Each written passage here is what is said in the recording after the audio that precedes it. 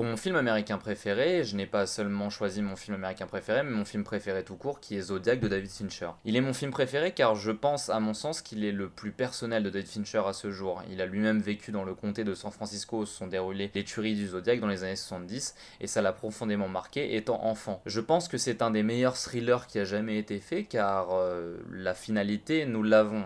Le tueur n'a jamais été trouvé, le coupable n'a jamais été trouvé, mais pourtant on a un film qui va dans le détail pour peut-être nous faire notre propre opinion sur ce qu'il s'est passé et revivre à travers ces personnages ce que les gens qui vivaient à San Francisco à l'époque ont peut-être eux-mêmes vécu. Rick didn't draw any posters. No, he drew this one. Mr. Graysmith, I do the posters myself. It's my handwriting. La scène que j'ai choisie est la scène du basement dans Zodiac.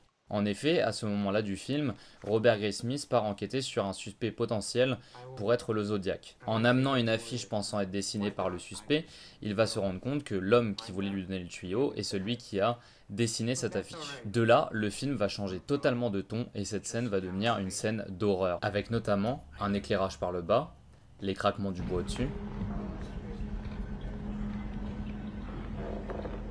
Are you sure there's nobody else in the house? le personnage plongé dans le noir, et les répliques qui font peur. She'd like to go upstairs and check. Tout est là pour nous donner un sentiment d'angoisse, de frayeur. Et ça marche. On passe du thriller classique au véritable film d'horreur avec tous ses codes.